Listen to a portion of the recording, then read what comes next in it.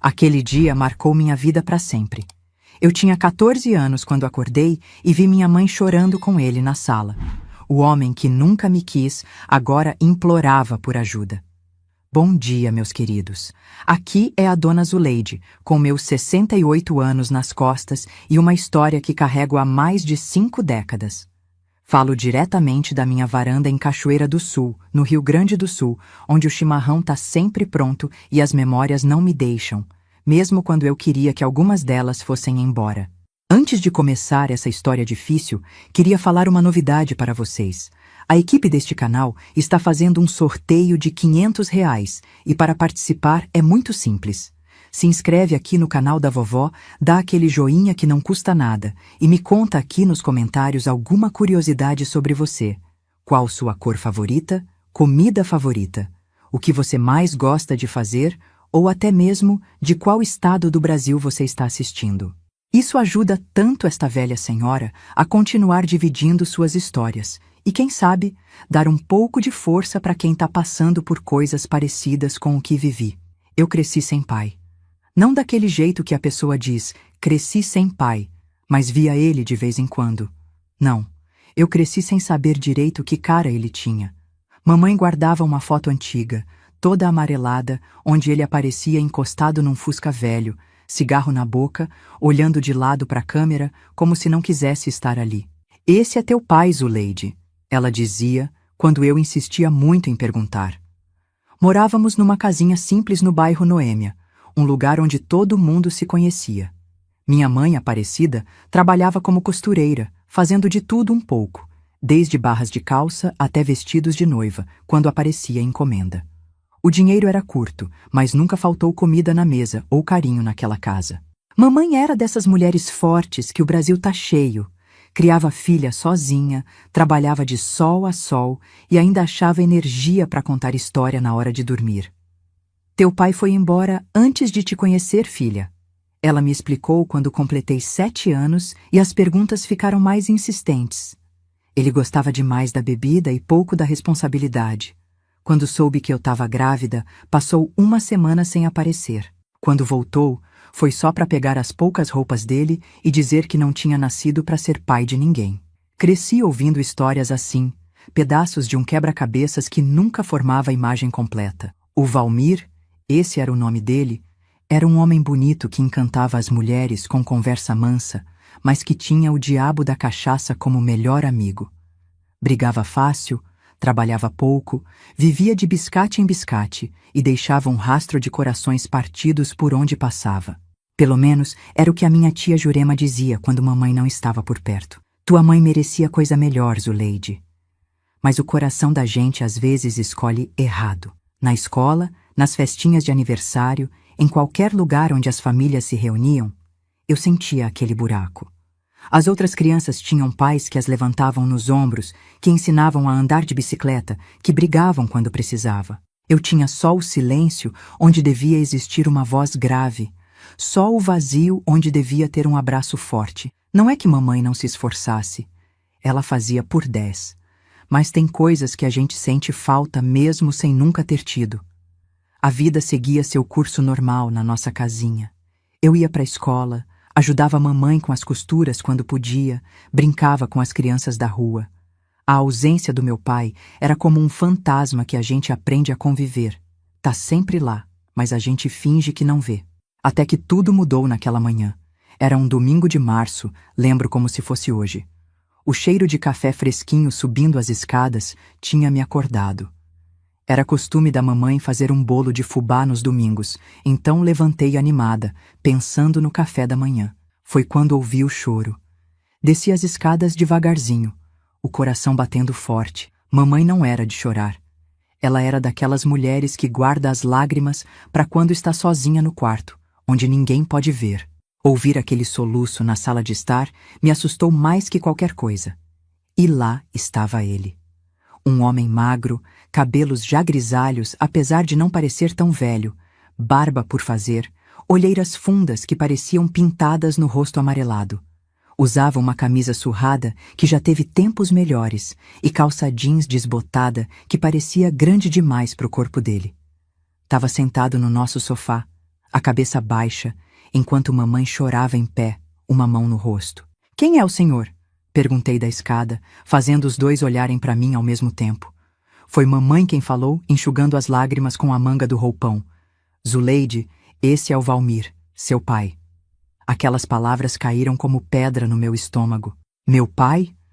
Aquele homem acabado, com cheiro de cigarro e cachaça que dava para sentir do outro lado da sala, era o homem da foto amarelada? Era ele quem tinha ido embora antes mesmo de me ver nascer? Essa é a Zuleide? Ele perguntou com uma voz rouca, me olhando como se visse um fantasma. Como cresceu, como cresceu. Como se ele tivesse me visto pequena alguma vez. Como se tivesse direito de comentar sobre meu crescimento, que ele não acompanhou nem por um dia sequer. O que ele está fazendo aqui?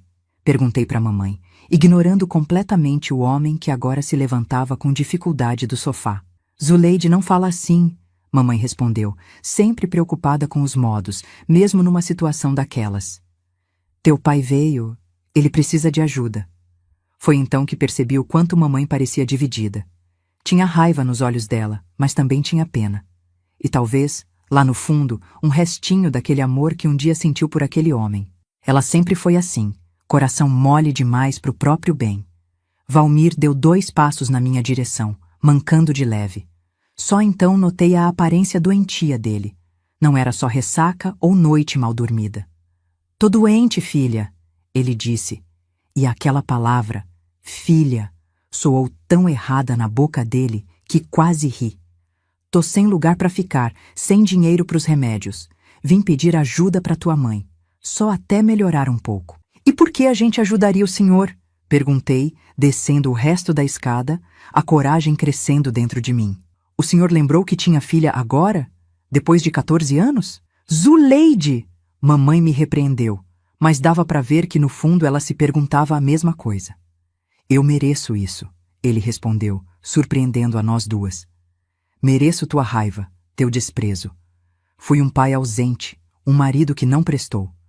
Mas tô pagando por isso agora. A bebida destruiu meu fígado. Os médicos disseram que não tenho muito tempo se não me cuidar direito. Não tenho para onde ir. Ele falava olhando para o chão, como se nem merecesse encarar a gente nos olhos. E talvez não merecesse mesmo. Mas tinha algo na voz dele, um cansaço, uma derrota, que fez até meu coração de adolescente revoltada amolecer um pouquinho. Mamãe pediu para eu subir para o meu quarto enquanto eles conversavam. Fui contrariada, mas obedeci. Pela fresta da porta, tentei ouvir o que falavam, mas só conseguia pegar pedaços da conversa. Última chance, Aparecida. As coisas não são tão simples. Ela tem o direito de conhecer o pai, mesmo que... Não vou te deixar magoar ela de novo. Fiquei horas no quarto, o estômago roncando de fome, mas sem coragem de descer. Quando finalmente mamãe bateu na porta, já era quase hora do almoço. Zuleide, precisamos conversar, ela disse, sentando na beirada da minha cama. Parecia ter envelhecido 10 anos naquela manhã. Teu pai vai ficar com a gente por um tempo. O quê? Exclamei, pulando da cama. Depois de tudo que ele fez? Depois de te abandonar grávida? Depois de nunca nem ter querido me conhecer? Filha, eu sei que é difícil entender. Ela segurou minhas mãos, os olhos ainda vermelhos de tanto chorar. Mas ele tá realmente doente. O médico deu 6 meses de vida para ele se não fizer o tratamento direito. Ele não tem ninguém, Zuleide. E a gente tem culpa disso? Perguntei, puxando as mãos. Ele escolheu não ter ninguém quando escolheu a bebida em vez da família. Eu sei, mamãe suspirou fundo. Mas ele ainda é teu pai, Zuleide. E apesar de tudo, um dia eu amei muito esse homem.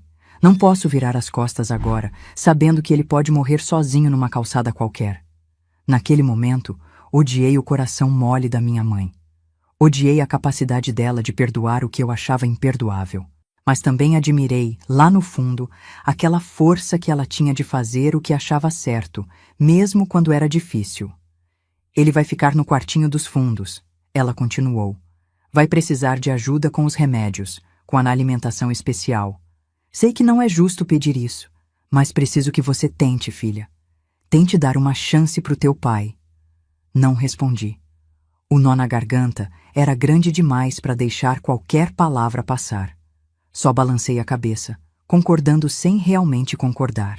E foi assim que Valmir Rodrigues, o pai que nunca conheci, entrou na nossa vida depois de 14 anos de ausência. Chegou como quem pede desculpas, como quem não merece segunda chance, mas implora por ela mesmo assim. Chegou doente, derrotado, sombra do homem bonito da foto amarelada. Naquele dia, enquanto mamãe arrumava o quartinho dos fundos e preparava um almoço especial que não fosse pesar no fígado dele, fiquei sentada na escada, observando aquele estranho que era meu pai. Ele percebeu meu olhar e tentou um sorriso que não chegou aos olhos. Um dia você vai entender, Zuleide, ele disse baixinho. Um dia vai entender como um homem pode errar tanto a ponto de não ter mais volta. Não respondi. Só continuei olhando, gravando cada detalhe daquele rosto que deveria ser familiar. Mas era completamente estranho para mim, sem saber que aquele era apenas o começo de um pesadelo que mudaria nossas vidas para sempre. Ah, meus queridos que estão me assistindo até aqui, a vida às vezes nos prepara cada surpresa. E como eu estava enganada em pensar que o pior já tinha passado, que crescer sem pai tinha sido a parte mais difícil da minha história. Mal sabia eu que a verdadeira provação estava apenas começando quando aquele homem cruzou nossa porta. As primeiras semanas com Valmir em casa foram estranhas, para dizer o mínimo. Era como se tivéssemos um fantasma morando no quartinho dos fundos. Um fantasma que tossia forte de madrugada, que tomava remédios coloridos nas refeições, que olhava para mim com aqueles olhos fundos como se quisesse dizer algo, mas nunca encontrasse as palavras certas. Mamãe se desdobrava em cuidados. Fazia comidas especiais sem gordura, sem sal, chás de ervas que aprendeu com uma vizinha que entendia dessas coisas. Lavava as roupas dele com um cuidado que me dava uma pontada de ciúme. Tudo para aquele homem que nunca tinha feito nada por nós, a não ser ir embora. No início, tentei manter distância. Saía cedo para a escola, voltava e ia direto para o quarto. Só descia para jantar quando era obrigada. Mas aos poucos, a curiosidade foi vencendo a raiva. Afinal, quantas perguntas eu tinha guardado durante todos aqueles anos? Quantas vezes imaginei como seria ter uma conversa com meu pai? Numa tarde, enquanto mamãe tinha ido entregar uma encomenda de costura, me peguei sentada no degrau da porta dos fundos, observando Valmir que tomava sol fraco no pequeno quintal. "Por que o senhor nunca voltou antes?" perguntei, a pergunta escapando antes que pudesse segurar. Ele virou a cabeça devagar, como se o movimento doesse. "Vergonha, talvez", respondeu depois de um longo silêncio. "Ou covardia. Provavelmente os dois." Não era a resposta que eu esperava. Achei que ele fosse inventar alguma desculpa, dizer que tentou voltar, mas não conseguiu, que pensava em mim todos os dias. Mas não. Ele admitiu que era covarde, que era fraco demais para encarar o que tinha feito. "A bebida não ajudou", continuou ele, olhando para o céu. "Cada ano que passava, ficava mais difícil voltar. Como explicar para uma criança que o pai dela preferiu a cachaça a ela? Como olhar nos olhos da mulher que abandonei grávida? Então eu bebia mais para esquecer, e quanto mais bebia, mais impossível ficava voltar. Naquele momento, não senti pena nem perdão, mas pela primeira vez vi meu pai como um ser humano, quebrado, falho, mas humano. Não era mais o monstro das minhas imaginações infantis, nem o herói que secretamente esperava que fosse. Era apenas um homem que tinha feito escolhas terríveis e agora estava pagando por elas. Os dias foram passando e Valmir parecia melhorar um pouco com os cuidados da mamãe. A cor amarelada diminuiu, ele ganhou alguns quilos, já conseguia caminhar pelo quintal sem ficar sem fôlego. Começou a ajudar em pequenas coisas pela casa. Trocou uma lâmpada queimada, consertou a dobradiça do armário da cozinha, coisas assim. Pequenos gestos que faziam mamãe sorrir de um jeito que eu não via há muito tempo. Foi mais ou menos um mês depois da chegada dele que notei as primeiras coisas estranhas. Uma madrugada, acordei com barulho de passos. Não eram os passos da mamãe, que sempre andava de um jeito leve pela casa. Eram passos pesados, arrastados. Espiei pela fresta da porta e vi Valmir andando pela sala, murmurando coisas que não conseguia entender. Ele ia de um lado para o outro, parava, olhava para o nada, continuava andando. como se procurasse algo ou fugisse de alguém que só ele podia ver. De manhã, quando comentei com mamãe, ela disse que ele tinha insônia por causa dos remédios, que era normal. Mas o olhar dela não encontrou o meu quando disse isso. Depois vieram as risadas. Risadas à toa, sem motivo, que começavam do nada e terminavam tão abruptamente quanto tinham começado. Às vezes no meio de uma refeição, às vezes enquanto assistia televisão. Gargalhadas que não combinavam com nada do que estava acontecendo, que faziam mamãe dar aqueles sorrisos nervosos e mudar de assunto rapidamente. É só a alegria de estar melhorando, ela dizia quando eu perguntava. Teu pai sempre teve esse humor meio diferente. Mas não era humor. Eu sabia que não era. Tinha algo errado, algo que ia além da doença do fígado, além da abstinência do álcool. Algo nos olhos dele quando a risada acabava, um vazio, uma confusão, como se ele mesmo não soubesse por que tinha rido. O incidente da cerveja aconteceu num domingo, cerca de 2 meses depois da chegada dele. Estávamos os 3 na sala, assistindo um programa de domingo na TV. Coisa rara. Geralmente eu evitava ficar no mesmo ambiente que Valmir por muito tempo. Mas naquele dia, por insistência da mamãe, concordei em assistir o Fantástico com eles. Foi quando o vizinho, seu Antenor, apareceu com uma caixa de cervejas para comemorar o Grenal, sem saber da condição de Valmir. Mamãe tentou recusar educadamente, mas Valmir insistiu que o vizinho ficasse, que não tinha problema, que ele já estava forte o suficiente para resistir à tentação. O clima ficou tenso na hora. Mamãe lançava olhares preocupados para Valmir, que fingia estar super interessado no jogo, enquanto seu Antenor, alheio à situação, abria uma latinha após a outra. Tem certeza que não quer uma, compadre? Insistia seu Antenor, estendendo uma cerveja gelada na direção de Valmir. Uma só não faz mal a ninguém. Vi o olhar do meu pai mudar naquele instante. Os olhos fixos na latinha, a garganta subindo e descendo enquanto engolia em seco, a mão tremendo levemente ao lado do corpo. Era como assistir um homem se afogando, lutando para manter a cabeça fora d'água. Não, obrigado. Ele respondeu com a voz rouca. Não posso mesmo. Seu Antenor deu de ombros e continuou bebendo, comentando o jogo cada vez mais alto à medida que as latinhas vazias se acumulavam.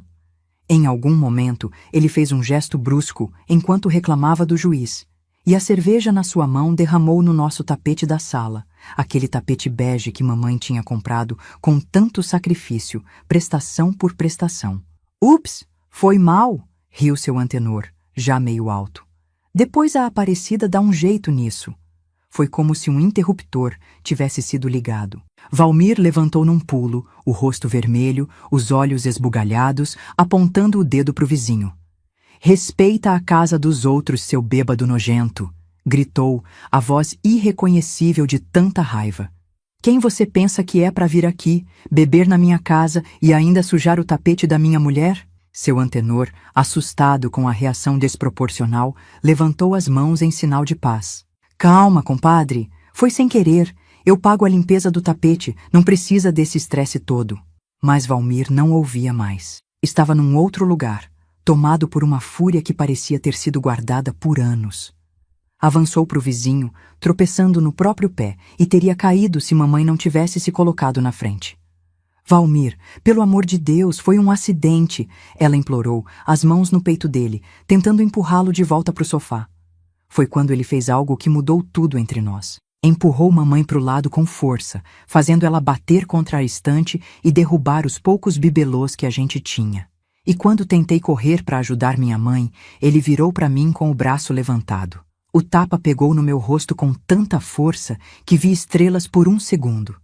Caí sentada, mais pelo choque do que pela dor, a mão no rosto quente, incapaz de acreditar no que tinha acabado de acontecer. A sala ficou em silêncio absoluto. Seu Antenor, de olhos arregalados, murmurou algo sobre resolver isso outro dia e saiu apressado, deixando a porta aberta atrás de si. Mamãe estava paralisada junto à estante, a mão na boca, os olhos cheios de lágrimas. E Valmir olhava para a própria mão como se ela tivesse agido por conta própria. Zuleide, ele murmurou, dando um passo na minha direção. Eu não queria, eu não sei o que. Fica longe de mim, gritei, me arrastando para trás até bater na parede. Não encosta em mim! O rosto dele se contorceu numa expressão que misturava vergonha, arrependimento e algo mais. Algo que só mais tarde eu entenderia que era o início da loucura que o consumia. Me desculpa, ele repetia, agora com lágrimas escorrendo pelo rosto enrugado. Me desculpa, filha. Eu não sei o que deu em mim. Foi a cerveja, o cheiro dela. Mexeu com minha cabeça. Mamãe finalmente saiu do transe e correu para me abraçar. Senti ela tremendo enquanto me ajudava a levantar, enquanto passava a mão de leve no meu rosto vermelho. Nunca mais. Ela disse com uma voz que nunca tinha ouvido antes. Firme, fria, definitiva. Nunca mais você encosta um dedo na minha filha, Valmir. Ou juro por Deus que chamo a polícia, doente ou não. Naquela noite, tranquei a porta do meu quarto e chorei até adormecer. Não pelas dores do tapa, embora meu rosto ainda ardesse. Chorei pela esperança perdida. Por algumas semanas, tinha permitido que uma pequena semente de esperança crescesse dentro de mim. A esperança de que talvez, só talvez, pudéssemos ser uma família normal. Que o arrependimento de Valmir fosse genuíno. Que ele realmente quisesse consertar o estrago que tinha feito nas nossas vidas. Aquele tapa não feriu só meu rosto. Feriu essa esperança frágil. Esmagou-a completamente. Nos dias que se seguiram, Valmir voltou a se isolar no quartinho dos fundos. Quase não aparecia para as refeições. E quando aparecia, mal falava, mal olhava para a gente. Mamãe continuava cuidando dele, levando comida, remédios, roupas limpas. Mas algo tinha mudado. O olhar dela estava diferente, mais cauteloso, mais distante. Como se ela finalmente tivesse acordado de um sonho e visto a realidade como ela era. Mas ainda não era o fim do pesadelo. Na verdade, era apenas o começo.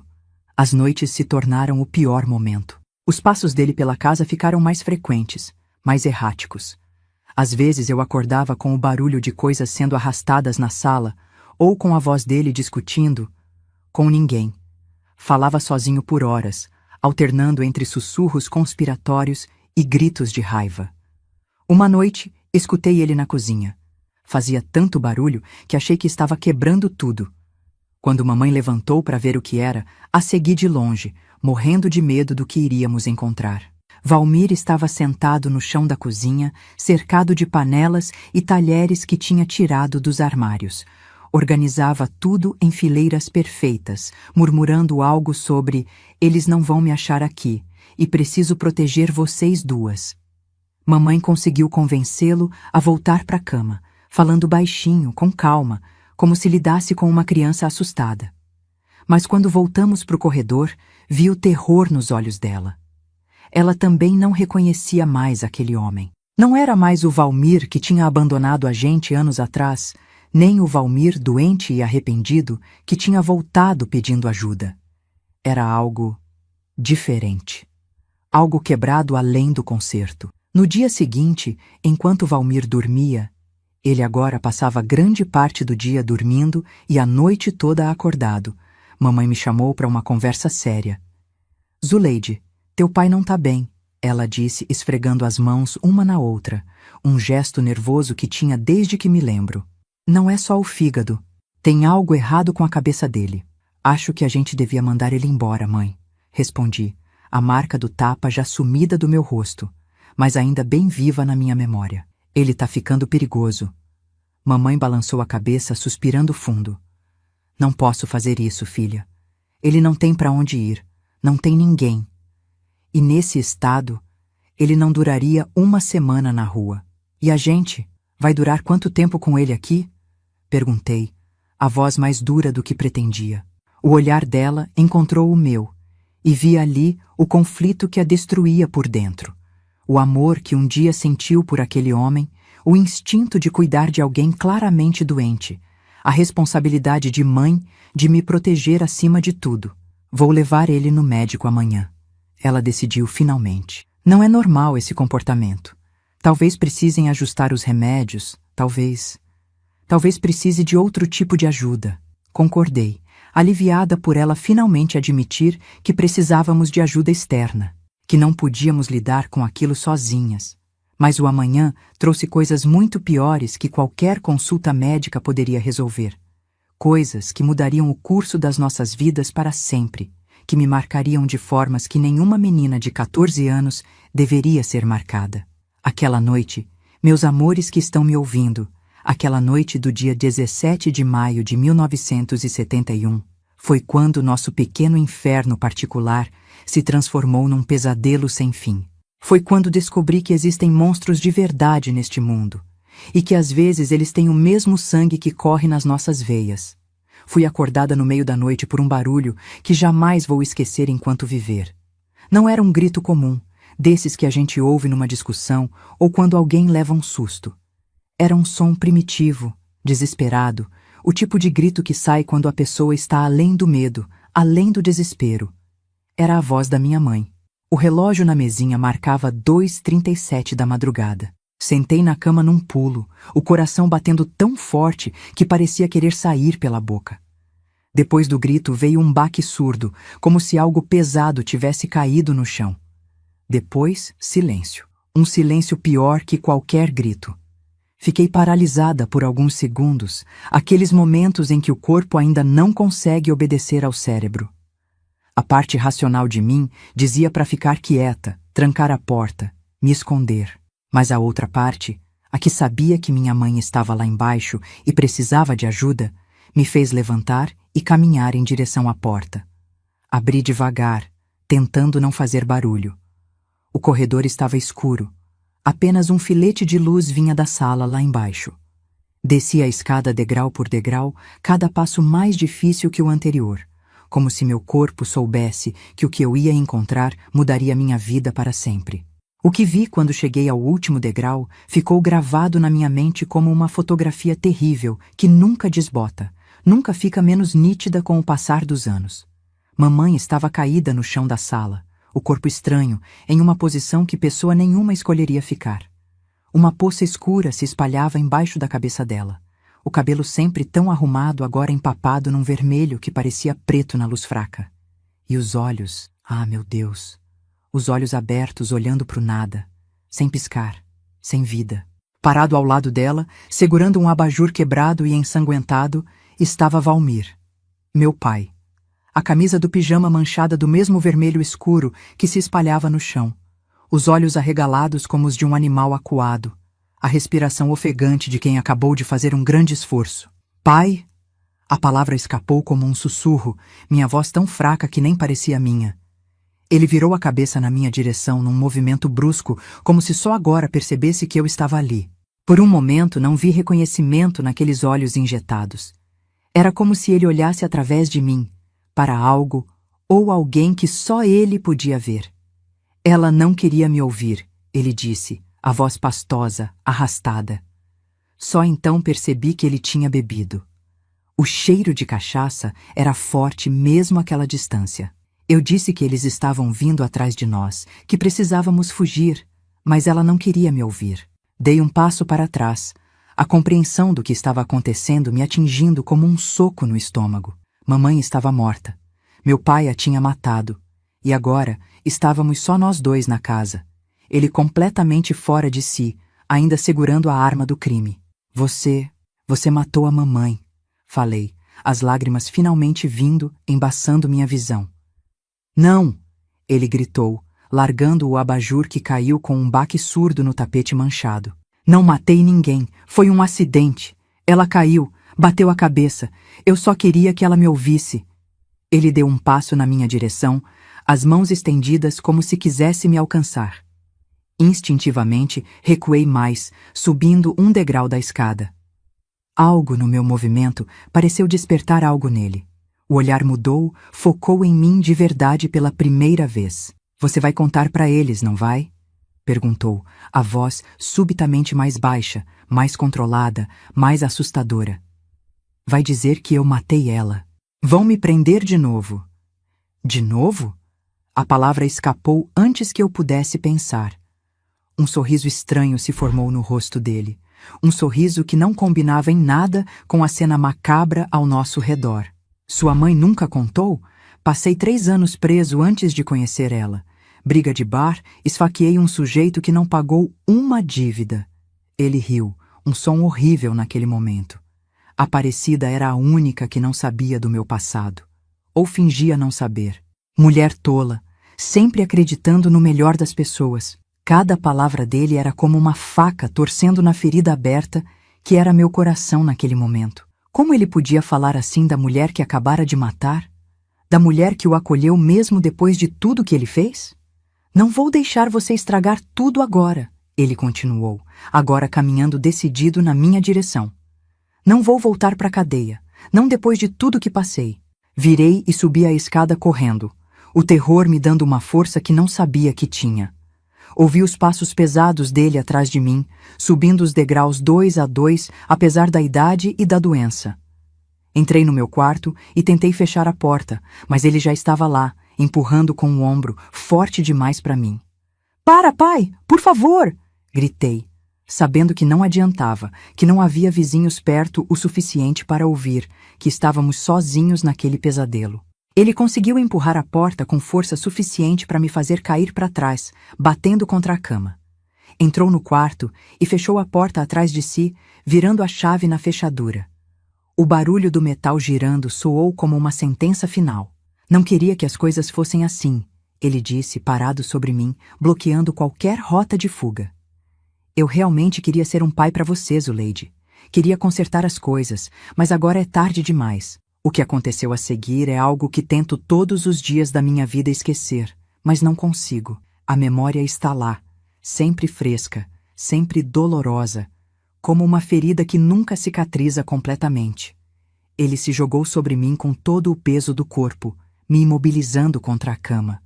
O cheiro de suor, cachaça e o sangue da minha mãe me sufocava.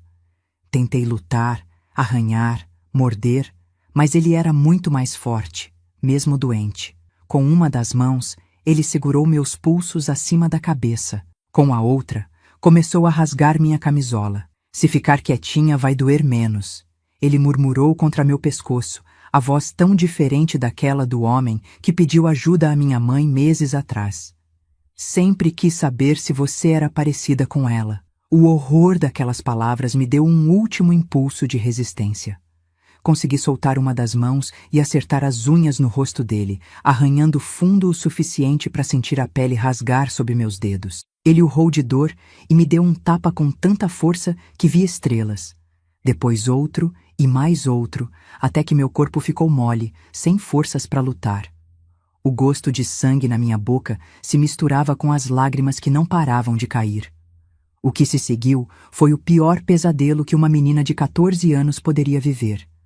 As mãos ásperas percorrendo meu corpo, a dor lancinante, os sussurros nojentos no meu ouvido, o peso dele me esmagando contra o colchão onde tantas noites eu tinha dormido em segurança. Não sei quanto tempo durou. Pode ter sido minutos ou horas. O tempo perde o significado quando você está no inferno. Em algum momento, minha mente simplesmente desligou, como um mecanismo de defesa. Era como se eu estivesse flutuando acima da cena, observando de longe o que acontecia com aquela menina na cama, incapaz de ajudar, incapaz de parar aquilo. Quando finalmente acabou, ele desabou ao meu lado, ofegante, bêbado demais agora para se manter consciente. Em minutos, estava roncando alto, um braço pesado ainda jogado sobre mim como uma corrente. Fiquei deitada, imóvel. Por quanto tempo não sei dizer. Meu corpo inteiro doía, por dentro e por fora. Sentia algo quente e pegajoso entre as pernas, mas não conseguia olhar, não queria confirmar o que já sabia.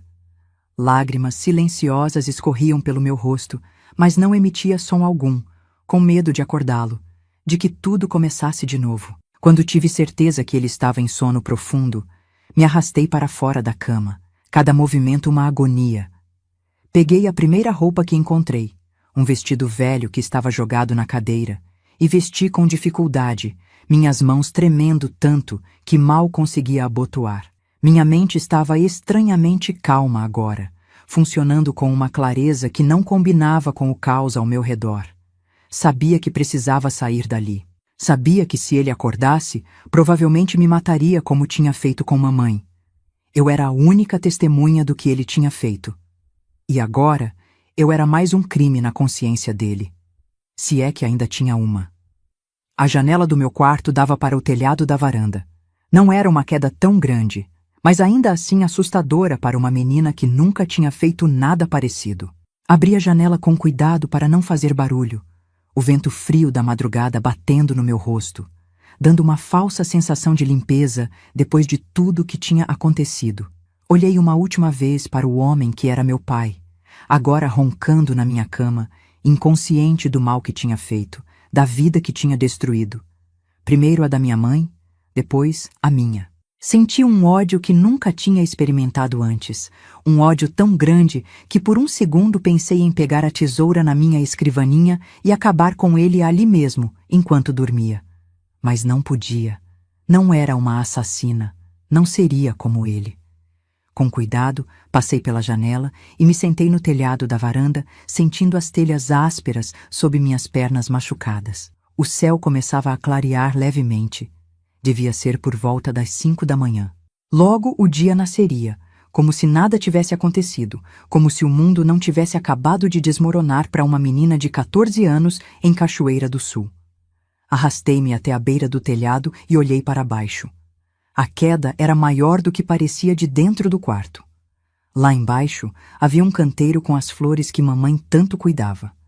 Margaridas, amor perfeito, essas flores simples que ela adorava. Por um momento, a imagem dela regando aquelas plantas me atingiu com tanta força que quase perdi o equilíbrio.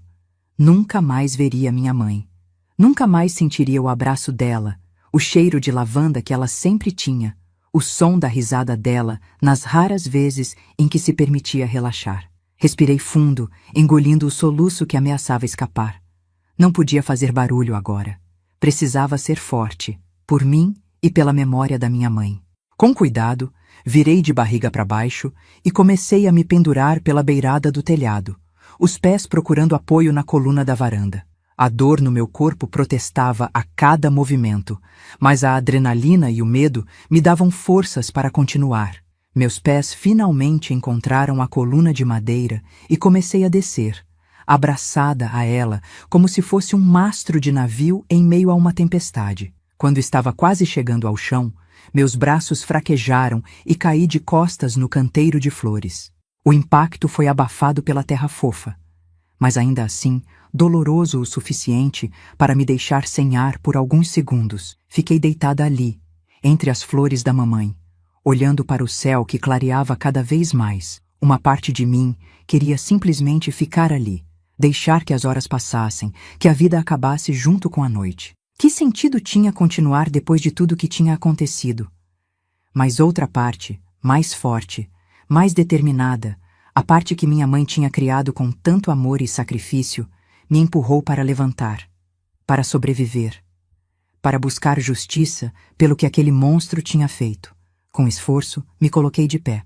Olhei uma última vez para a casa que tinha sido meu lar durante toda a vida, a casa onde tantas memórias felizes tinham sido criadas, a casa que agora guardava o corpo da minha mãe e o monstro que a matou. Então comecei a andar, ou melhor, a me arrastar em direção à rua. Não tinha um plano claro, só sabia que precisava encontrar ajuda.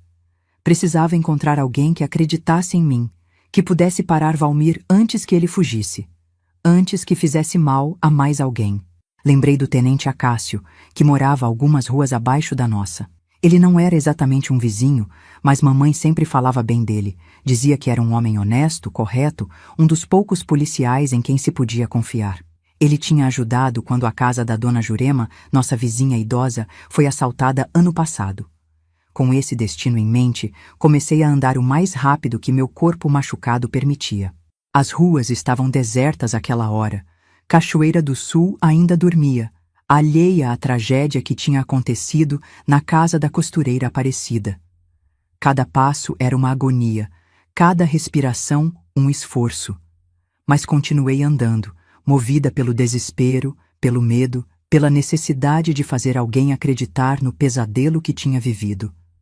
Quando finalmente cheguei à rua do Tenente Acácio, o sol já tinha nascido completamente. As primeiras pessoas começavam a sair para o trabalho, olhando curiosas e assustadas para aquela menina machucada, com o vestido rasgado e manchado, cambaleando pela calçada como se estivesse bêbada. A casa dele era fácil de reconhecer, a única da rua com uma bandeira do Brasil hasteada no pequeno jardim da frente. Arrastei-me até o portão e toquei a campainha. Minhas forças quase no fim, o mundo começando a girar ao meu redor.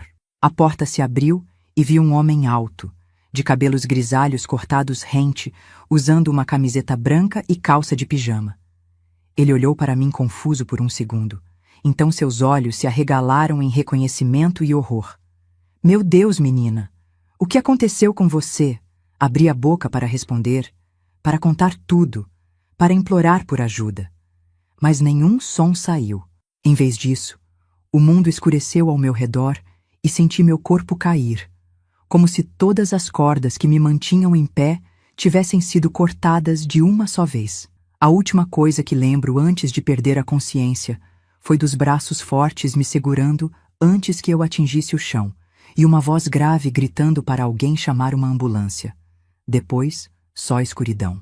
Uma escuridão misericordiosa que, por algumas horas, me livrou das memórias daquela noite que tinha destruído minha infância, minha inocência, minha vida inteira.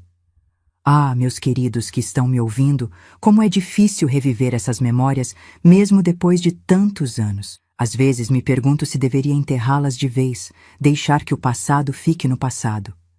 Mas algo dentro de mim diz que contar essa história é importante. Não só para mim, como uma forma de exorcizar esses demônios, mas também para quem está ouvindo, para que saibam que é possível sobreviver mesmo ao pior dos pesadelos. Que é possível reconstruir a vida, mesmo quando parece que não sobrou nada para reconstruir. E foi isso que tive que fazer depois daquela noite terrível de maio de 1971. Reconstruir do zero, tijolo por tijolo, uma vida que parecia irremediavelmente destruída.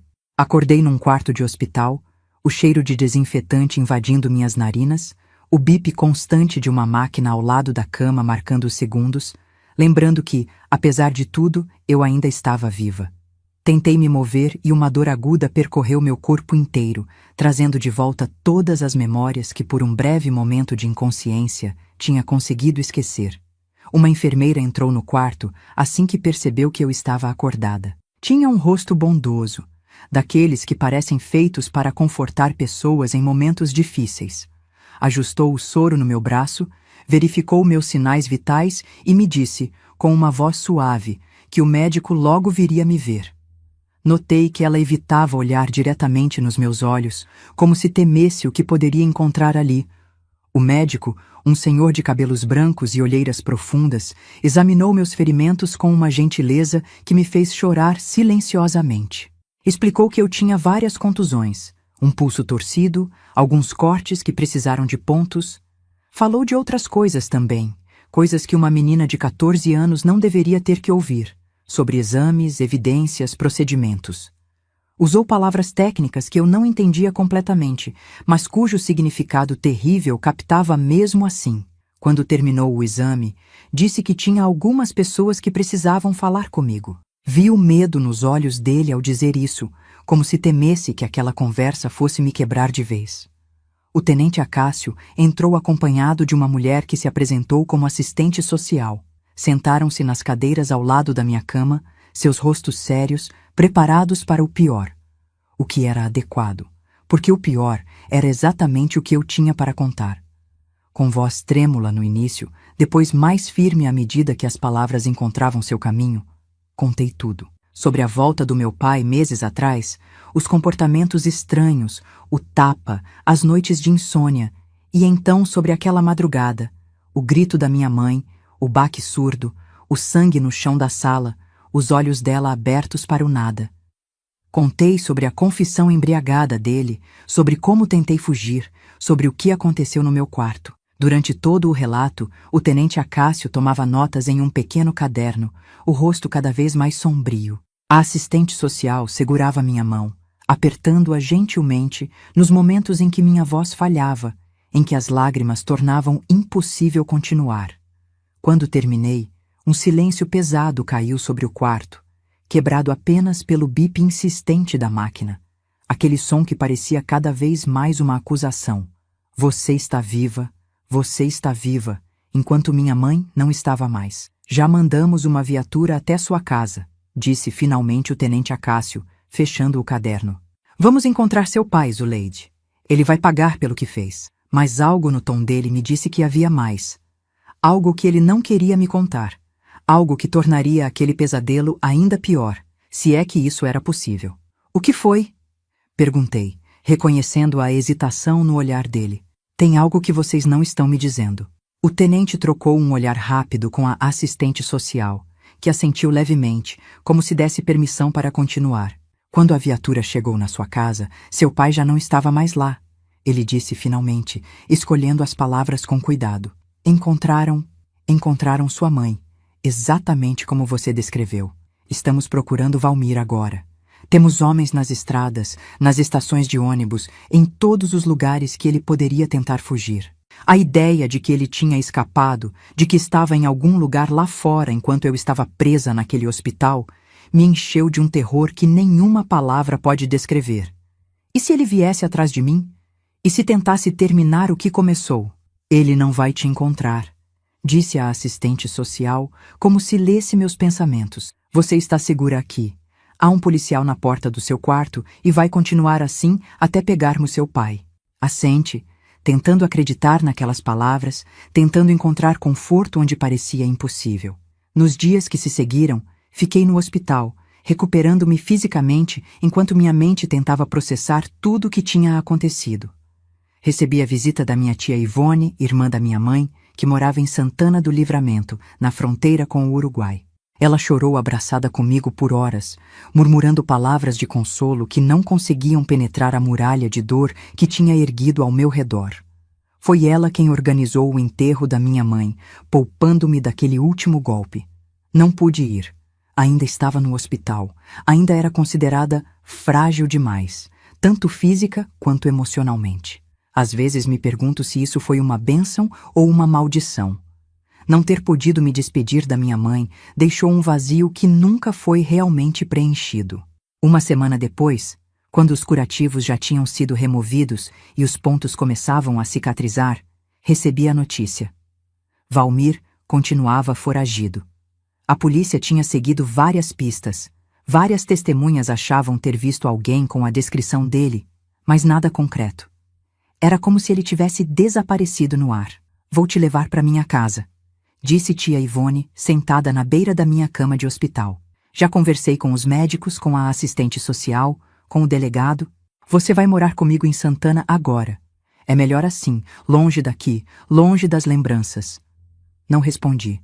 O que poderia dizer? Não tinha mais uma casa para voltar. Não podia imaginar entrar naquela sala e ver o lugar onde minha mãe tinha morrido. Não podia subir aquelas escadas e entrar no quarto onde... Não conseguia nem completar o pensamento. Quando? Foi tudo que perguntei.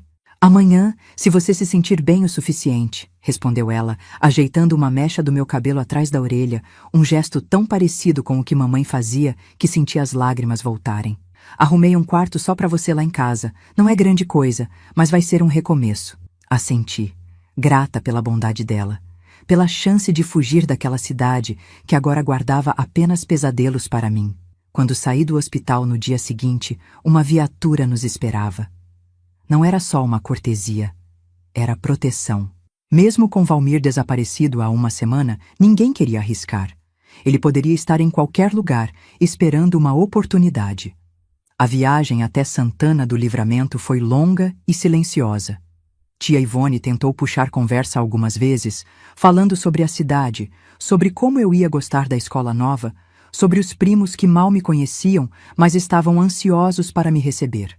Respondi com monossílabos, incapaz de corresponder àquele esforço, ainda presa demais nas memórias daquela noite. Quando chegamos à casa dela, uma construção simples mas aconchegante na periferia da cidade, fui recebida pelo tio João, marido da tia Ivone, um homem calado mas de olhar gentil, e pelos meus primos, Ricardo e Marcelo, alguns anos mais velhos que eu.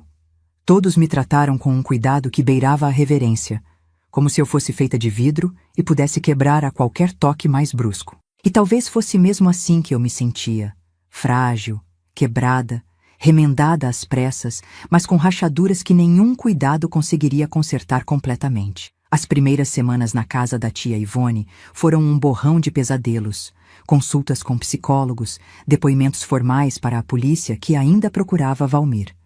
Eu mal saía do quarto, mal comia, mal falava. O peso da perda, do trauma, da violência sofrida era como uma pedra gigante no meu peito, tornando difícil até respirar.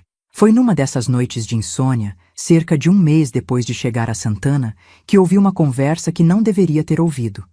Tia Ivone e tio João falavam na cozinha, as vozes baixas mas audíveis no silêncio da madrugada. Ligaram de Cachoeira hoje, dizia tio João. Parece que o Valmir foi visto de novo por lá. Meu sangue gelou. Ele tinha voltado? Estava na minha cidade, talvez na minha casa? Meu Deus, será que nunca vamos nos livrar desse pesadelo? A voz de tia Ivone tremia. O que ele quer? Por que não foge de vez? Quem sabe o que se passa na cabeça de um monstro daqueles? Respondeu tio João com amargura. Talvez esteja procurando a menina, talvez queira terminar o que começou. Não diz uma coisa dessas nem brincando, exclamou tia Ivone. Já avisei a polícia daqui, eles vão ficar de olho, fazer rondas extras no bairro. E João, por favor, você e os meninos, não deixem a Zuleide sozinha, nem por um minuto. Voltei para a cama com o coração disparado, o medo que tinha começado a diminuir, voltando com força total. Ele estava me procurando. Não tinha acabado. Nunca acabaria enquanto ele estivesse lá fora, livre. Naquela noite, tomei uma decisão. Não podia continuar vivendo assim, com medo, escondida, fazendo meus tios e primos viverem em constante estado de alerta.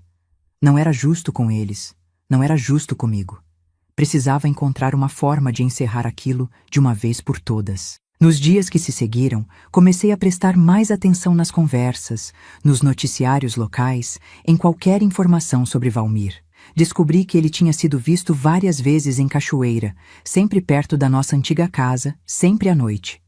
A polícia montava tocaias, mas ele parecia ter um sexto sentido, desaparecendo antes que pudessem pegá-lo.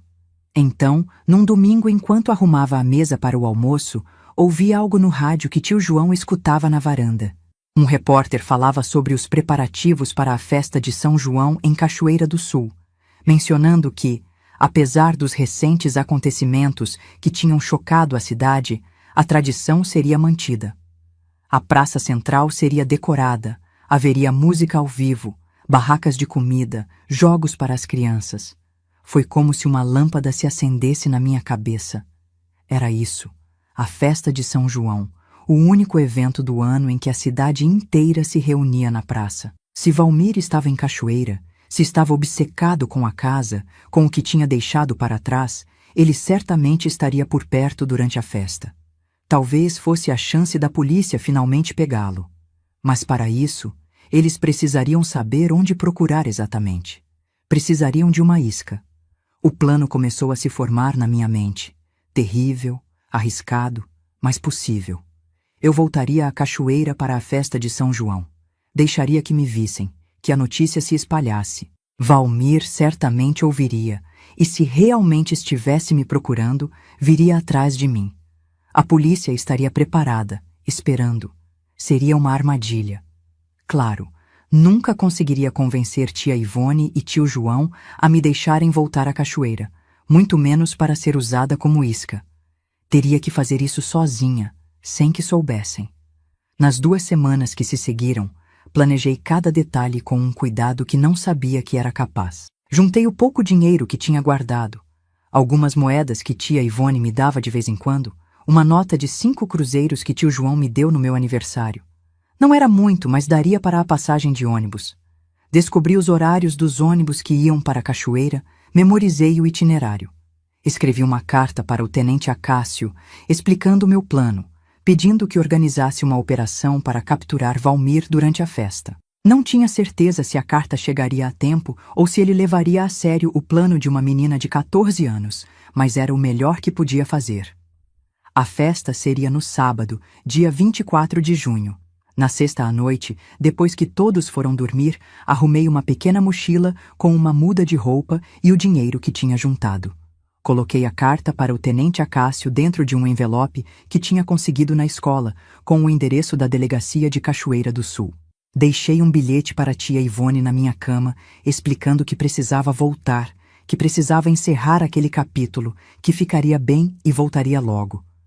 O plano era sair de madrugada, pegar o primeiro ônibus para Cachoeira às 5h da manhã. Tinha estudado a casa, sabia quais tábuas do assoalho rangiam, qual janela podia ser aberta sem fazer barulho. Sabia que tio João tinha o sono pesado depois do turno da noite na fábrica e que tia Ivone tomava um remédio para dormir que a deixava sem ouvir nada até de manhã. Às 3h da madrugada, com o coração batendo tão forte que achei que acordaria a casa inteira, coloquei meu plano em ação. Vesti-me silenciosamente, peguei a mochila já preparada e comecei a jornada pelo corredor escuro até a janela da sala que dava para o quintal. Cada passo era um exercício de autocontrole, cada respiração medida para não fazer barulho. Passei pelo quarto dos meus primos, pela porta entreaberta do quarto da tia Ivone e do tio João. Cheguei à sala sem incidentes, um pequeno milagre considerando como minhas pernas tremiam. A janela abriu com um rangido mínimo que soou como um trovão nos meus ouvidos hipersensíveis. Congelei, esperando ouvir passos, alguém acordando, meu plano sendo descoberto antes mesmo de começar. Mas a casa continuou em silêncio, apenas o tic-tac do relógio na parede marcando os segundos da minha fuga. Passei uma perna pela janela, depois a outra e saltei para o quintal. A noite estava fria, típica de junho no sul, e minha respiração formava pequenas nuvens no ar. Atravessei o quintal rapidamente, escalei o muro baixo que separava a propriedade da rua e então estava livre. As ruas desertas de Santana do Livramento pareciam de outro mundo àquela hora da madrugada. Andei rápido em direção à rodoviária, evitando as poucas luzes acesas, as raras pessoas que cruzavam meu caminho, trabalhadores noturnos voltando para casa, bêbados cambaleando depois de uma noite no bar, um ou outro cão de rua farejando lixeiras. Quando cheguei à rodoviária, faltava ainda 1 hora para o ônibus partir. Sentei-me num canto escuro, a mochila apertada contra o peito, alternando entre o medo de ser descoberta e levada de volta e o terror do que estava prestes a fazer. Voltar à cidade onde tinha perdido tudo, onde talvez o homem que destruiu minha vida ainda estivesse à espreita. Mas havia uma determinação nova em mim, um fogo que não existia antes. Estava cansada de ser a vítima, de viver com medo. Queria que aquele pesadelo acabasse. Queria justiça pela minha mãe. Queria poder seguir em frente sem olhar constantemente por cima do ombro. O ônibus chegou pontualmente às 5h da manhã. Comprei a passagem com as mãos trêmulas, metade de mim esperando que o cobrador perguntasse o que uma menina tão jovem estava fazendo viajando sozinha àquela hora. Mas ele apenas pegou o dinheiro, entregou o bilhete e voltou a ler seu jornal, completamente alheio ao drama que se desenrolava à sua frente. Sentei-me no fundo do ônibus quase vazio, olhando pela janela enquanto as luzes de Santana do Livramento ficavam para trás. No horizonte, o sol começava a nascer, pintando o céu com tons de laranja e rosa que pareciam deslocados em meio à escuridão da minha missão. A viagem para a Cachoeira duraria cerca de 5 horas. 5 horas para pensar, para duvidar, para quase desistir e voltar atrás. 5 horas para fortalecer minha resolução, para lembrar do corpo da minha mãe no chão da sala, para sentir novamente o peso daquele monstro sobre mim. Quando o ônibus finalmente entrou na cidade que tinha sido meu lar por 14 anos, senti um nó na garganta que quase me sufocou. Nada tinha mudado. As mesmas ruas, as mesmas casas, os mesmos rostos nas calçadas. Era como se o tempo tivesse parado, como se os eventos terríveis daquela noite de maio não tivessem abalado os alicerces daquele lugar como tinham abalado os meus. Desci na rodoviária com as pernas bambas, não só pela longa viagem, mas pelo peso do que estava prestes a fazer. Meu primeiro destino era a delegacia, para entregar a carta ao tenente Acácio pessoalmente, para explicar meu plano cara a cara. As ruas estavam movimentadas, decoradas para a festa de São João que começaria naquela noite. Bandeirinhas coloridas cruzavam de um lado a outro. Barracas estavam sendo montadas na praça central. O cheiro de quentão e pinhão já começava a perfumar o ar. Caminhei rápido, de cabeça baixa, temendo ser reconhecida antes da hora. Mas à medida que me aproximava da delegacia, notei algo estranho. Havia uma movimentação incomum. Carros de polícia com as luzes ligadas, pessoas se aglomerando na frente do prédio. Parei a uma distância segura, observando a cena com crescente apreensão. O que estava acontecendo? Teria Valmir sido capturado? Teria atacado mais alguém? Foi quando ouvi, vindo de um grupo de mulheres paradas na calçada, as palavras que mudariam tudo. Pegaram ele. Pegaram o assassino da Aparecida. Meu coração deu um pulo. Não podia ser verdade. Justo hoje? Justo quando tinha vindo colocar meu plano em prática? Aproximei-me do grupo, tentando ouvir mais, tentando confirmar se era realmente sobre Valmir que falavam. Foi numa pensão perto da rodoviária, dizia uma das mulheres, a voz carregada de indignação. O desgraçado estava escondido lá há dias. Foi o dono da pensão que reconheceu ele pelo retrato no jornal e chamou a polícia. Dizem que não resistiu à prisão, acrescentou outra. Estava tão bêbado que mal conseguia ficar em pé. Era verdade, então. Tinham pego Valmir.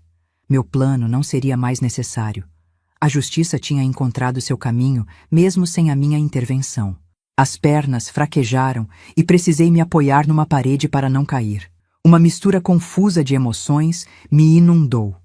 Alívio, descrença, um estranho desapontamento por não ter sido parte da captura. E mais forte que tudo, um profundo cansaço, como se toda a adrenalina que me manteve funcionando nas últimas 24 horas tivesse subitamente drenado do meu corpo. Estava acabado. O pesadelo tinha chegado ao fim. Valmir enfrentaria a justiça pelos seus crimes. E eu poderia começar a tentar reconstruir os pedaços da minha vida despedaçada. Encostei a cabeça na parede fria, fechei os olhos e, pela primeira vez desde aquela noite terrível, permiti-me chorar livremente, sem medo, sem vergonha. Chorei pela minha mãe, que nunca mais veria, pela menina que eu era e nunca mais seria, pelos sonhos perdidos e pelos pesadelos que, esperava, finalmente começariam a perder sua força. Meus queridos ouvintes, às vezes o destino age de formas misteriosas. Enquanto eu planejava uma armadilha arriscada, enquanto fugia no meio da noite disposta a enfrentar meus piores medos, a roda da justiça já estava girando, independente dos meus esforços. Dizem que Deus escreve certo por linhas tortas, e talvez seja verdade. Talvez minha fuga desesperada não fosse realmente para capturar Valmir, mas para me devolver o controle sobre minha própria vida, para me mostrar que eu era mais forte do que pensava, que podia agir em vez de apenas reagir. Naquele sábado de junho de 1971, enquanto fogos de artifício explodiam no céu em celebração a São João, enquanto a cidade festejava alheia ao drama particular de uma menina de 14 anos, algo novo nascia dentro de mim. Uma determinação, uma força que nunca soube que possuía. Uma vontade feroz de não apenas sobreviver, mas de viver, de reconstruir, de transformar a tragédia em algo significativo. E foi exatamente isso que fiz nos anos que se seguiram. Reconstruí minha vida, pedaço por pedaço, tijolo por tijolo, até me tornar a mulher que sou hoje, aos 68 anos, sentada nesta varanda em Cachoeira do Sul, compartilhando minha história com vocês. Depois da captura de Valmir, voltei para Santana do Livramento com o tenente Acácio, que me encontrou vagando perto da delegacia. Tia Ivone quase teve um ataque quando me viu chegar escoltada por um policial. Primeiro pensou que eu tinha feito algo errado, depois ficou furiosa quando descobriu que tinha fugido no meio da noite e finalmente chorou abraçada comigo quando soube que Valmir estava preso. Nunca mais faça uma coisa dessas, ela repetia entre soluços. Quase morri de preocupação. O julgamento aconteceu 4 meses depois. Foi um processo difícil, doloroso, ter que encarar Valmir novamente. Ter que reviver cada detalhe daquela noite terrível diante de estranhos. Ele estava diferente, mais magro, envelhecido, os olhos opacos, vazios de qualquer emoção. Não parecia mais assustador, apenas patético, quebrado. Um homem destruído por seus próprios demônios. A sentença foi a máxima possível naquela época. 30 anos sem direito à liberdade condicional. Nunca soube se ele cumpriu a pena inteira. Depois do julgamento, fiz uma promessa a mim mesma de nunca mais procurar saber sobre ele. Nunca mais deixar que ocupasse espaço na minha cabeça, na minha vida. Para mim, ele morreu naquele tribunal. O homem que um dia chamei de pai deixou de existir. Os anos que se seguiram foram de reconstrução lenta, às vezes dolorosa, mas constante. Continuei morando com tia Ivone e tio João, que se tornaram meus guardiões legais. Voltei a estudar, embora no início fosse difícil. Os pesadelos, os ataques de pânico, os olhares de pena dos colegas que sabiam da minha história. Santana era uma cidade pequena, e notícias viajam rápido, especialmente as trágicas. Tia Ivone insistiu que eu fizesse terapia, algo não muito comum naquela época, especialmente numa cidade do interior. A psicóloga, doutora Helena, tinha um consultório simples numa sala emprestada do posto de saúde. Nas primeiras sessões, mal conseguia falar, as palavras presas na garganta como se tivessem medo de sair, de dar forma ao horror que tinha vivido.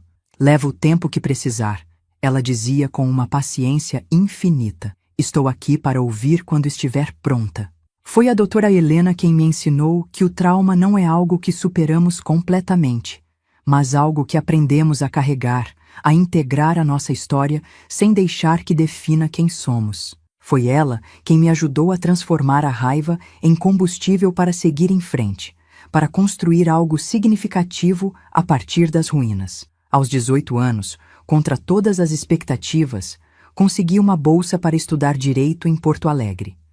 Era uma oportunidade rara para uma menina do interior, especialmente uma com meu histórico. Tia Ivone chorou quando recebemos a carta de aceitação. De orgulho, de medo de me ver partir. Talvez um pouco das duas coisas. Sua mãe estaria tão orgulhosa, ela disse, segurando a carta como se fosse um tesouro. Ela sempre dizia que você ia longe, Zuleide, que tinha uma luz especial.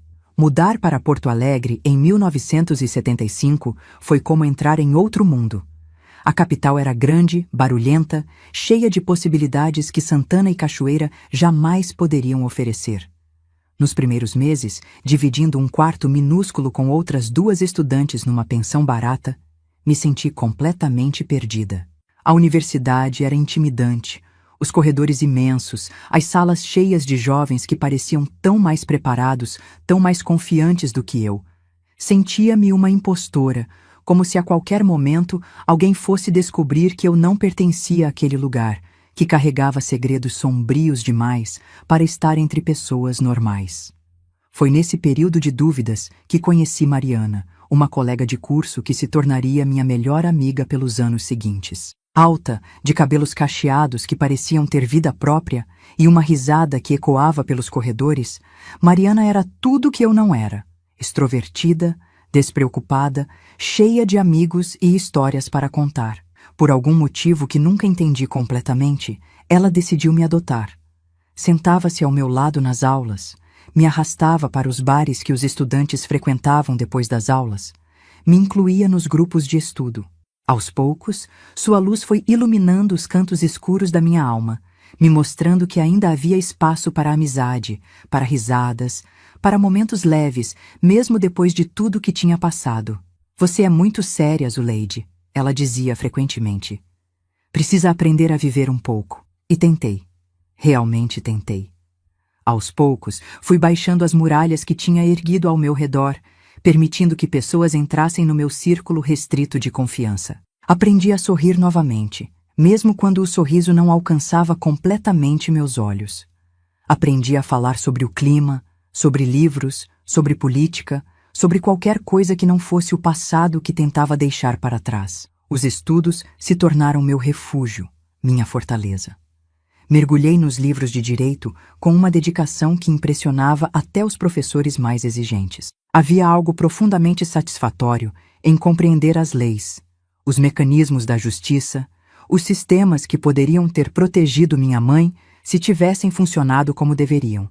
No terceiro ano da faculdade, Quando precisávamos escolher uma área de especialização, não tive dúvidas. Direito penal, com foco em crimes contra mulheres e crianças. Queria usar minha experiência, minha dor, para garantir que outras não passassem pelo que passei, ou pelo menos para garantir que encontrassem justiça se passassem. Foi numa aula de direito penal que conheci Ricardo, não o meu primo de Santana, mas um rapaz de Porto Alegre, filho de uma família tradicional gaúcha, com olhos gentis e uma voz calma que imediatamente me deu segurança. Ele sentou ao meu lado num dia em que Mariana faltou, e começamos a conversar sobre o caso que o professor tinha apresentado. Um crime passional que tinha chocado a cidade anos antes. Não concordo com a abordagem da defesa, ele disse, e havia uma convicção em sua voz que me cativou imediatamente. Não existe crime passional. Existe crime. Ponto final. Paixão não é desculpa para tirar uma vida. Aquelas palavras reverberaram dentro de mim como um sino. Era exatamente o que pensava, o que acreditava firmemente. Mas nunca tinha ouvido ninguém expressar com tanta clareza. Naquela época, ainda era comum a ideia de que crimes por amor eram de alguma forma menos graves, mais compreensíveis. Ouvir alguém, especialmente um homem, rejeitar completamente essa noção foi como encontrar um aliado inesperado. Nossa amizade cresceu naturalmente ao longo do semestre. Estudávamos juntos na biblioteca, discutíamos casos, compartilhávamos livros e artigos. Ricardo era brilhante, com uma mente afiada e um senso de justiça que parecia tão alinhado ao meu que às vezes era como se lesse meus pensamentos. Demorei para perceber que estava me apaixonando. Ou talvez soubesse, mas tentava negar. Depois do que tinha passado, a ideia de intimidade com um homem me aterrorizava. Os poucos encontros que tinha tentado nos anos anteriores, sempre incentivada por Mariana, tinham terminado em ataques de pânico, em noites de insônia repletas de pesadelos. Mas Ricardo era diferente. Nunca pressionava, nunca invadia meu espaço, nunca fazia perguntas sobre meu passado que eu não estava pronta para responder. Tinha uma paciência que parecia infinita, uma gentileza que desarmava minhas defesas mais sólidas. Nosso primeiro beijo aconteceu numa noite chuvosa, depois de um longo dia na biblioteca, preparando um trabalho sobre reincidência criminal. Estávamos caminhando em direção à parada de ônibus, compartilhando um guarda-chuva pequeno demais para dois. E de repente, ele parou, me olhou com aqueles olhos que pareciam enxergar muito além da superfície e perguntou se podia me beijar. O fato de ele ter perguntado, de ter esperado minha permissão explícita, significou mais para mim do que ele poderia imaginar. Foi o primeiro momento em anos em que senti que tinha controle completo sobre meu corpo, sobre quem podia ou não me tocar. Disse sim, e quando seus lábios tocaram os meus, gentilmente, sem pressa, algo que tinha estado congelado dentro de mim começou lentamente a derreter. Nosso relacionamento avançou no ritmo que eu precisava. Lento, respeitoso, baseado mais em conversas profundas e momentos de compreensão mútua do que em qualquer aspecto físico. Ricardo nunca me pressionou por mais do que eu podia dar. Nunca mostrou frustração quando eu recuava, quando os pesadelos voltavam, quando o passado se interpunha entre nós. Foi para ele que finalmente contei toda a minha história, numa noite estrelada no nosso último ano de faculdade. Estávamos sentados num banco do Parque da Redenção, o lugar onde costumávamos passar os domingos de sol. As palavras saíram difíceis no início, depois em torrentes que não conseguia mais controlar. Falei sobre minha infância sem pai, sobre sua volta repentina, sobre os comportamentos estranhos, sobre aquela noite fatídica que tinha alterado para sempre o curso da minha vida. Ricardo ouviu em silêncio, segurando minha mão, os olhos fixos no meu rosto, sem julgamento, sem pena, apenas uma compreensão profunda e uma raiva contida pelo que tinha acontecido comigo. Quando terminei, exausta, esvaziada, ele me abraçou, e no calor daquele abraço senti algo que não sentia desde a morte da minha mãe. Segurança completa, a certeza de que nada de mal poderia me alcançar enquanto estivesse ali. Você é a pessoa mais forte que já conheci, ele disse simplesmente, e havia uma admiração genuína em sua voz que fez meu coração se expandir. E se me permitir, quero passar a vida inteira tentando ser digno da sua confiança, do seu amor. Nos casamos em 1979, logo após a formatura. Foi uma cerimônia pequena, apenas os amigos mais próximos da faculdade, tia Ivone e tio João, meus primos de Santana e a família de Ricardo. Escolhi um vestido simples, sem muitos adornos. Queria algo que representasse o novo começo, a simplicidade, a verdade que tinha encontrado ao lado dele. Nossa vida juntos começou num apartamento pequeno, no centro de Porto Alegre. Ricardo entrou para o escritório de advocacia do pai, enquanto eu consegui uma posição como assistente no Ministério Público, trabalhando diretamente com casos de violência doméstica. Um departamento que estava apenas começando a se formar, numa época em que esses crimes ainda eram tratados como assuntos de família, não como a violação grave de direitos que realmente são. O trabalho era difícil, muitas vezes devastador. Cada mulher que atendia, cada criança traumatizada que via nos corredores do fórum, trazia de volta flashes do meu próprio passado. Mas havia também uma satisfação profunda em poder fazer a diferença, em usar minha dor como ferramenta para ajudar outras, em transformar a tragédia em propósito. Em 1982, nossa primeira filha nasceu, Aparecida, em homenagem à minha mãe. Segurá-la nos braços pela primeira vez foi como um milagre, um lembrete de que a vida continua, de que mesmo das cinzas mais escuras podem nascer as coisas mais belas.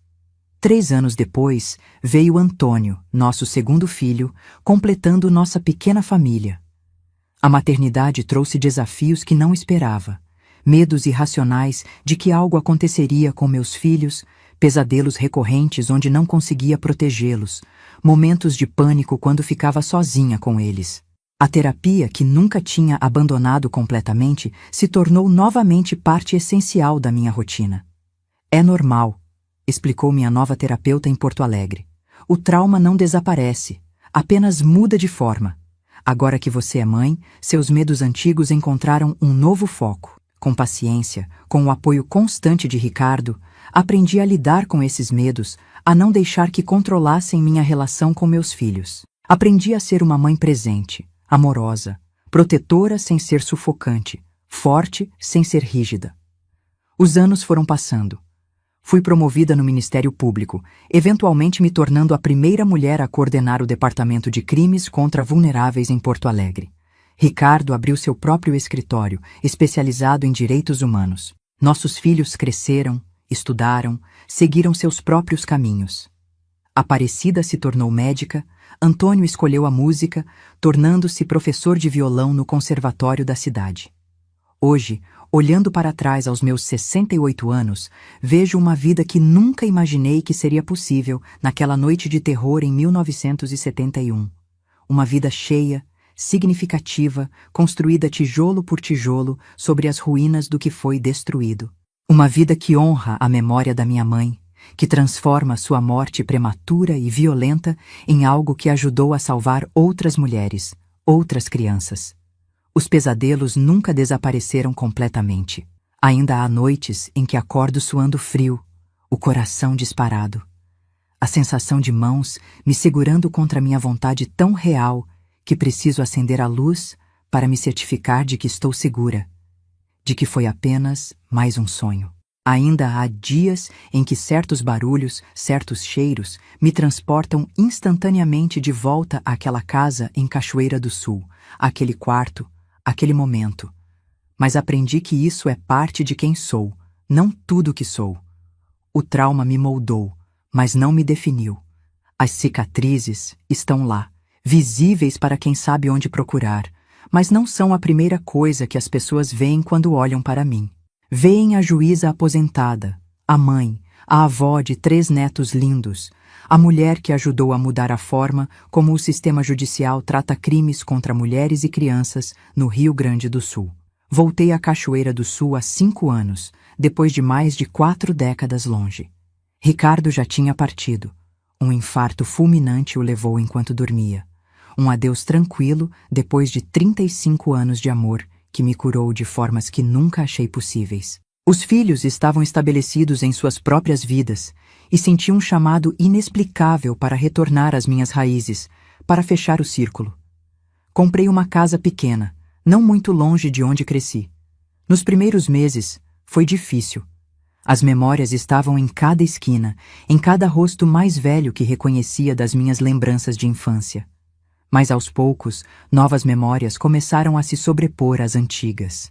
Novos amigos, novos lugares favoritos, uma nova rotina que não tinha nada a ver com o passado sombrio. A casa onde cresci não existe mais. Foi demolida anos atrás para dar lugar a um pequeno mercado. De certa forma, foi um alívio. Não precisava passar por ali todos os dias. Não precisava ver o lugar onde perdi tudo. Foi aqui, nesta varanda onde estou sentada agora, conversando com vocês, que comecei a pensar em compartilhar minha história. Não como uma confissão, não como um pedido de pena, mas como um testemunho de que é possível reconstruir a vida mesmo depois das perdas mais devastadoras, de que é possível encontrar propósito na dor, de que é possível amar novamente mesmo quando o coração foi quebrado da pior maneira possível. Meus queridos que me acompanharam até aqui, agradeço de coração por ouvirem minha história. Não é fácil falar sobre coisas tão dolorosas, mas sinto que é importante. Importante para mim, como uma forma de libertação, e talvez importante para alguém que esteja assistindo e passando por seu próprio vale de sombras neste momento. Se você está sofrendo, se está perdido na escuridão como eu estive, saiba que não está sozinho. Saiba que há um caminho para fora, mesmo que pareça impossível de encontrar agora. Saiba que a vida tem uma capacidade incrível de renovação, de cura, de recomeço. Antes de me despedir, queria pedir um favorzinho do coração. Se essa história tocou você de alguma forma, dá aquele joinha e se inscreve aqui no canal da vovó.